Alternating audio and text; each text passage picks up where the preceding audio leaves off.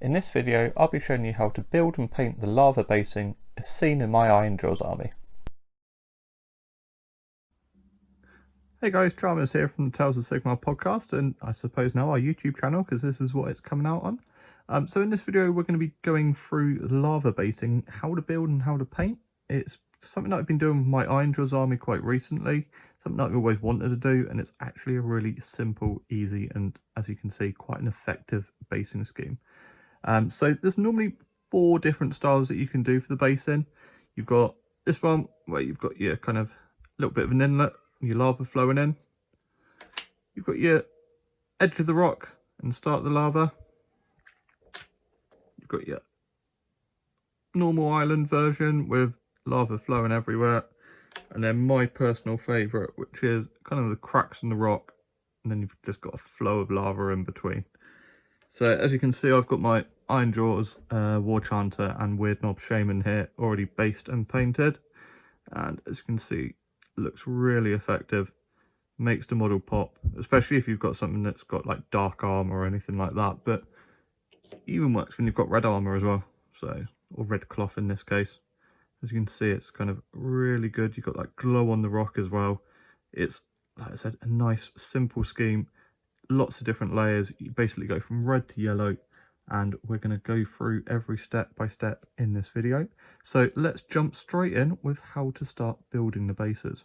So to make the base, all that you need is some cork floor tile.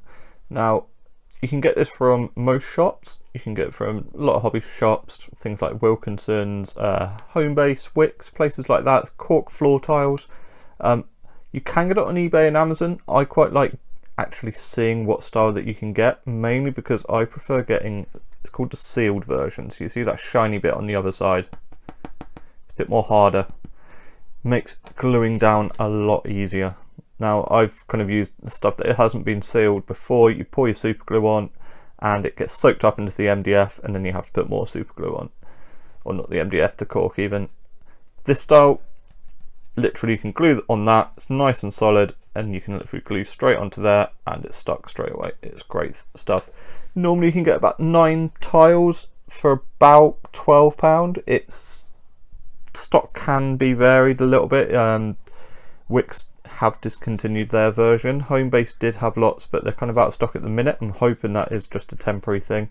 But I mean, 9 tiles will literally last you, I mean, 5-6 armies at least. But to build bases, it is pretty simple. So what you want to do is just tear off a bit of cork and then take your base. So if we're going to do one whereabouts you've got the rock kind of facing, you've got a kind of big section of lava coming in here. Now what you want to do is kind of line it up with the end of the base, and if it overhangs, that's not a problem, because what you can do is glue it down and then snap off all of this extra bit. And you just want to make sure that you've got just the right amount, so probably that, and just glue across the base a bit, stick down roughly where you want, and then once you're happy, before it all dries, turn it over and just snap these little extra bits off. Now a little bit of overhang doesn't matter.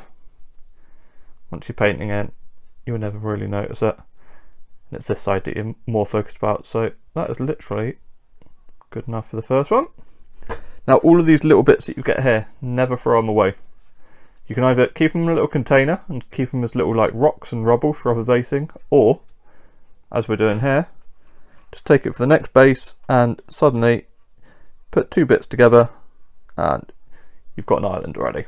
So it's nice and easy, quick way of just making sure that you don't waste anything, because the last thing you want to do is throw all of this away, because then those 9 sheets of cork floor tile you will go through really quickly.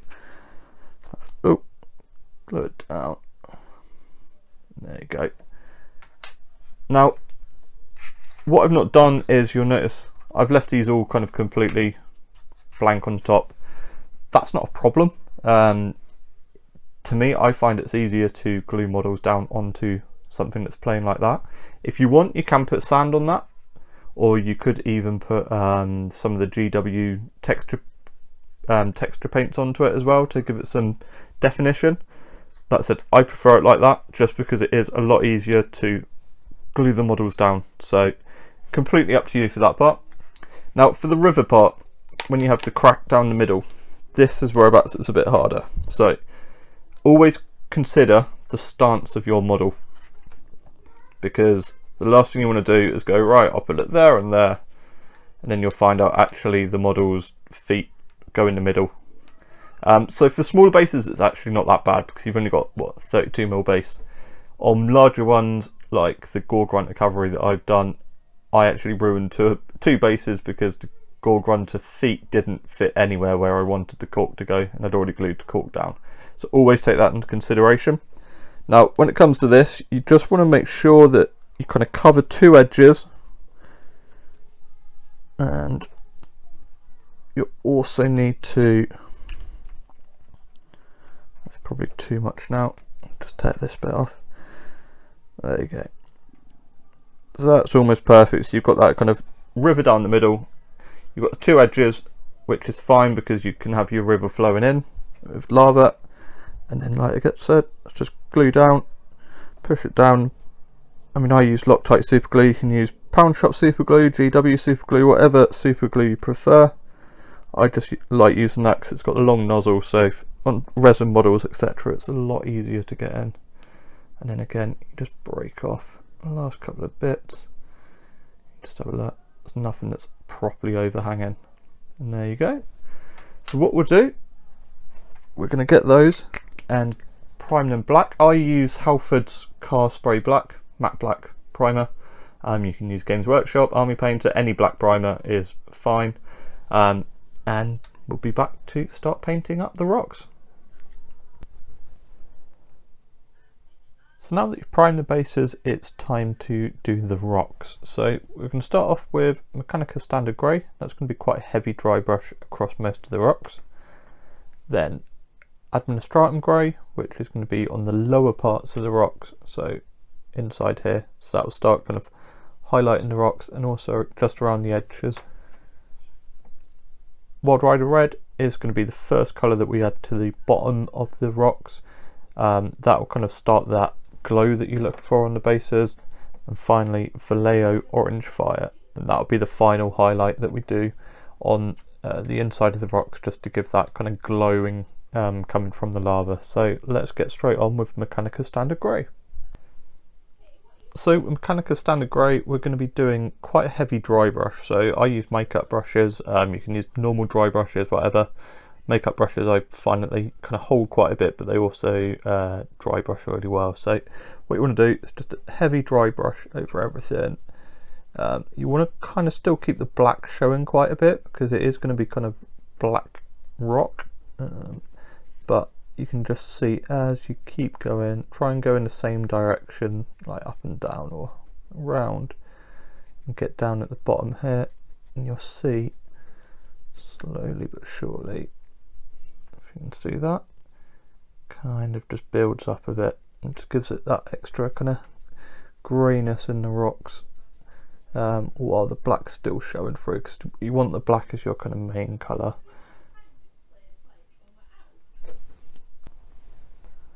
And once you've done Mechanicus Standard Grey, that you're then doing Administratum Grey. So what you want to do here is go just nicely around the edges of it. Just make sure it picks up the edges, defines the rock a little bit. But then the main focus for this is you're getting down in amongst all of this. And see it all there. Basically this will mean that when you go to apply your Wild Rider Red and Hot Orange, then you're going to be making it shine a little bit more. You're not trying to fight against that black. You've kind of got a bit of a brighter colour to help you pop. Now the islands, you can just literally do every single edge. And again, because it's not going to be your final colour, it doesn't have to be perfect. You can leave a little bit. When you've got the kind of river section like this, try and make sure that the back bits that are not going to have any lava on are coloured. You can see there's a bit of cork still showing where the primer hasn't got to it. What you can do, you can just go straight in with some black, kind of fill that back up and then dry brush it back up. I'm not going to do it for this, but I'll do it for the next bit. Again, exactly the same here. You want to build up that edge so you've got a nice edge shown. Get the back bit so it looks like a rock, and then you're getting into that. It doesn't matter if you get any paint on the base like that, because you're going to be covering that up in a bit anyway, so that's fine. Now we're going to work on the glow on the rock. So I've moved on to a smaller makeup brush. It's got a bit of a smaller nip, so it means that you can get in between all of these bits here. I'll put a link in the description for these makeup brushes, because they're only about £8 on Amazon for a whole entire pack, and you get sizes that are great for terrain, all the way down to ones like this and even smaller ones as well, so definitely worthwhile. So the first colour you're doing is a Wild Rider Red. This just kind of gives it a kind of reddy orange glow. So you kind of work it on a paper brush, just get it into the brush bristles, and then, like I said, you're kind of just going all the way down, just getting it all the way in. You'll notice on the top creates that glow as well, so it's a nice easy way of doing some object source lighting, because you're kind of going to have that red and orange on the bottom. You don't want to go too overboard, because at the end of the day you're going to be doing an orange as well, and you're going to have all the colours on the lava, so it's just enough. And it looks like it's kind of glowing and bouncing off the rock, if you can see that there. Just kind of nice little glow. And you do it for all of these, and then, like I said, we're going to hit it again with another orange as well to kind of give it an even warmer feel, and then it's onto the lava. So I'll finish these off and we'll hit back with the orange in a minute.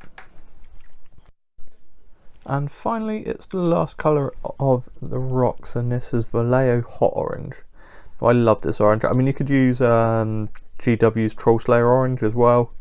I just prefer the hot orange. It just kind of seems to apply a little bit better. But yeah, you just want to try and get it as low as you can.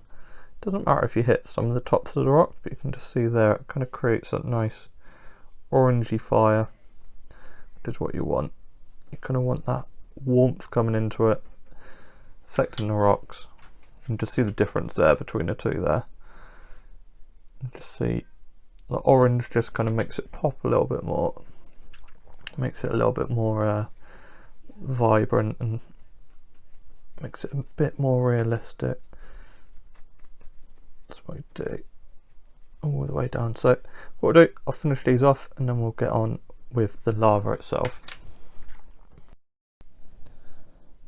Right, so that is the rocks all done. As you can see from there, they've all got a kind of bit of an orangey glow, red orangey glow, which is great. It's what we're looking for, but now we need to do the lava. So what we're going to be doing is layering up all the way from red, starting with Mephiston Red, Evil Sunz Scarlet, Wild Rider Red, Vallejo orange colour, Flash Gitz yellow, and then Lamenters yellow glaze. That is an optional. I know it is discontinued at the minute. You can make it from Vallejo yellow ink, and you can mix it with some water and kind of get to the same consistency. But basically the plan is you cover it in the first colour, and then you just kind of keep going over in layers, but just getting thinner and thinner until you kind of get to looking like that. So let's get on with the first layer. So the first layer is going to be Mephiston Red. Now I just use an old scraggly brush, which you can probably see there. It's not in the best condition. To be fair, you're just going to be slopping this on, so it's not that big a deal if it's not the greatest brush. But basically the plan is you just want a nice even layer across the whole entire base. You're literally just covering it. Now just be a bit careful when you get to the rocks so you don't cover that all up. But yeah, you just want to kind of cover it all, make sure it's all in there. And then you don't want any of that black seeing. if you do get a little bit on the rocks, that's not a problem. It kind of just will blend it out, and you can always, when you get to the orange stage, is just add a little bit of orange. But yeah, you just want to add it all on. Make sure you've got a solid colour, so if some of the layers are a little bit thin, that's not a problem. You just go back, do another layer, make sure it's all solid. The aim is you don't want to get any brush strokes in there, because when it comes to layering up the other colours, if you suddenly start getting brush strokes, it makes it a bit harder to make it look like it's flowing lava. But yeah, what I'll do, I'll keep filling these all in, and then we'll be back for the next colour. So once Mephiston Red is done, you're moving on to Evil Sunz Scarlets, and I'm now using a medium layer brush, because what you want to do is you want to be able to dig, well, not dig, you want to be able to control whereabouts you're going. So with this, what you want to be doing, you want to be leaving some of Mephiston Red just showing on the edges. You're kind of building up that layer now of lava that's kind of coming in. And I mean, it doesn't matter if you do cover up like some of it, but try and leave at least a little sliver of it just in the very deepest parts nearest to rock, because that's going to be the darkest part. So as you can see there, you kind of like just leaving it in. You can still see the Mephiston Red there, but you also just filling it in. For this one, you literally just want to kind of build it up like that, about there, and then you cover in the whole of the base again. So you're just leaving, like I said, a little sliver of Mephiston at the start. Again, you want to kind of make sure the layer's all nice and thin, so it doesn't show any brush strokes. If needs be, you can always do 2 coats. So what we'll do, just tidy this up because there's a little bit of brush stroke in there. What we'll do Evil Sunz Scarlets for the rest of these, and then we'll be back to do the next layer. So once you've done Evil Sunz Scarlets, it's now Wild Rider Red. So this is quite a reddy orange. This was the first colour that we started putting on the rocks, and this will kind of help transition into that orange fire, and then also into the yellow. So again, it's exactly the same. I'm using medium layer brush again, and what you want to be doing is literally exactly the same, but again, just doing a thinner band once again, leaving some of that Evil Sunz Scarlet showing. Now you will find when you get around to areas like this, you're literally going to only be able to put on the smallest little band of paint, but that's fine. That's part of the kind of joys of this. You can kind of pick and choose how thick and thin. You can kind of see now in the video on the base there, it's slowly beginning to kind of go to that orangey colour. That's what we want. It will kind of start heating up the base, gives it a bit more definition. And yeah, what we want to do is, like I said, just do this thinner layer all the way around. Again, for this, you kind of want to be building in, you want to kind of have an idea for the river bit of where that opening is, and then you're just kind of going thinner and thinner. You can go thinner and thinner into this section here, then you push all the way up, and then do exactly the same on the other side. So what we want to be doing, going all the way up, and what we do, I'll do all of these, and then we'll be back to start doing the orange. So once you've the Wild Rider Red is dried, you're now going to have a nice little, let's see if we can get it here, see the little 3 bands of red there.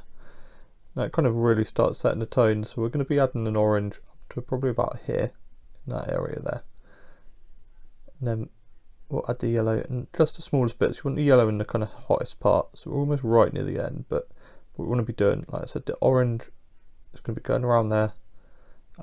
Cover the whole area like normal, and then we'll do the yellow. So again, I'm just using medium layer brush, and we're using Vallejo hot orange. And what we want to be doing,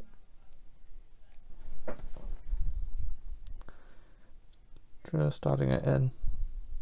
Now this is a bit of a thin layer, so you probably will definitely need 2 coats, but you can just see it kind of starts adding to that fiery glow, and then it's already starting to show. So again, you want to kind of go to the thin parts, and then you're going all the way up through the middle, still leaving some of that Evil Sunz Scarlet, some Wild Rider Red showing on the other sides.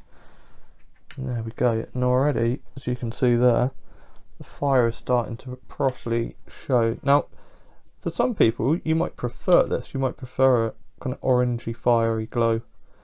And you might just kind of call it done here, and that's not a problem. As he hits the rocks there. Thankfully, with it being so thin, you can normally just wipe it away quite quickly. But yeah, what you could if you really wanted to, you could do a couple of layers of this and then call it done. But you'll kind of see once you hit that yellow and then do the glaze as well, that's when it properly gets blended together. So what we'll do the rest, and then we'll be back to do the last couple of layers. So this is what it looks like when it's the orange is done. So as you can see, we've got quite a nice fiery effect already. We've got the kind of glow around the rocks, nice flow of lava. And like I said in the previous section, you could call them done right now, but we're going to add some yellow. But before that, if you do like this video, please hit that subscribe button and the like button. It will really help the channel. This is our first video. We are aiming to do some more painting videos, and over time we will find better angles, better cameras, and better kind of ways of doing this. So any criticisms, any feedback, please let us know in the comment section below, and every single comment will be answered. So the next layer we're going to be doing is Flash Gitz Yellow, and this, I used the air version just because it's already thin, so it's nice and easy to control. You can use a normal version, it's completely up to you. And again, I'm using that medium layer brush, and for this part you are literally doing the thinnest sections that we're doing. So what we want to be doing is you're just going into the middle bit here.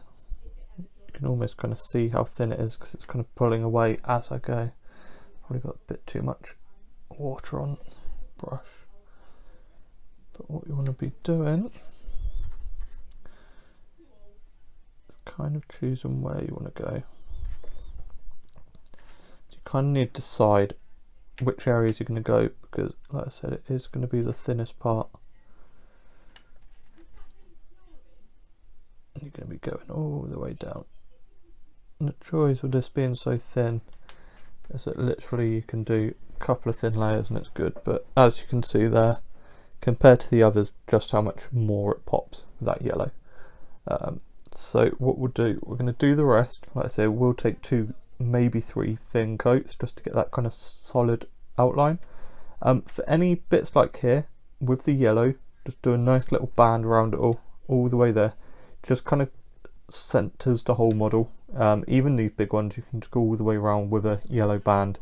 I mean, you will be doing yellow anyway, because with these ones, like I said, kind of everything's got lava, but all of this, continue going up to the red and it will just pull it all together. And especially when you hit it with that glaze next step, it will be done. So we'll do the yellow and then we'll be right back.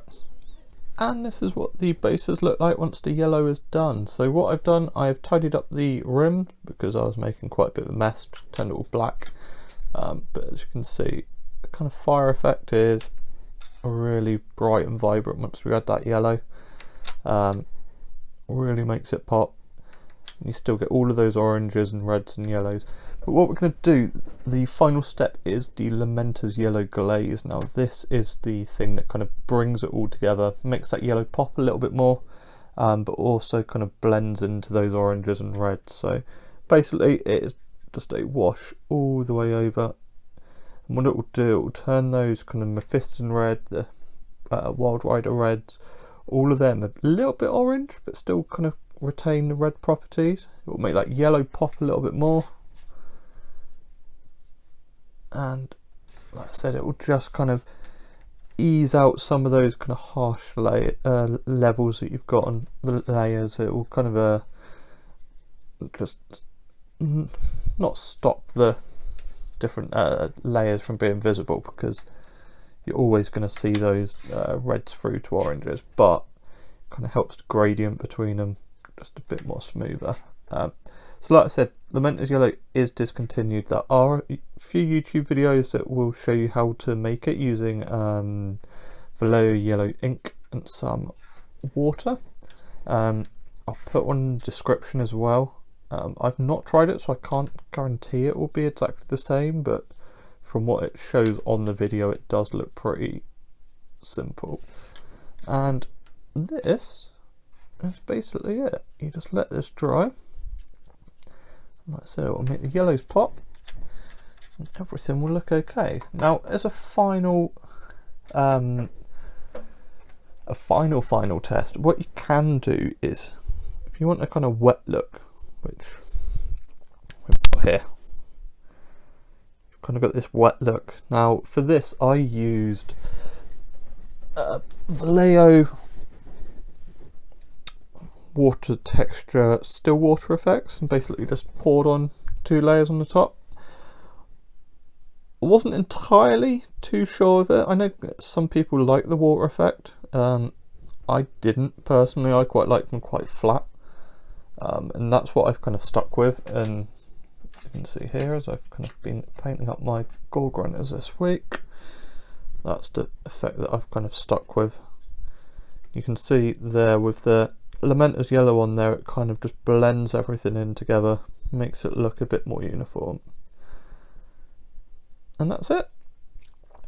So thank you very much for watching the video. Hopefully this has been helpful for you, and we'll be back soon with another video. Like I said, please subscribe and like to the channel, and we will see you soon.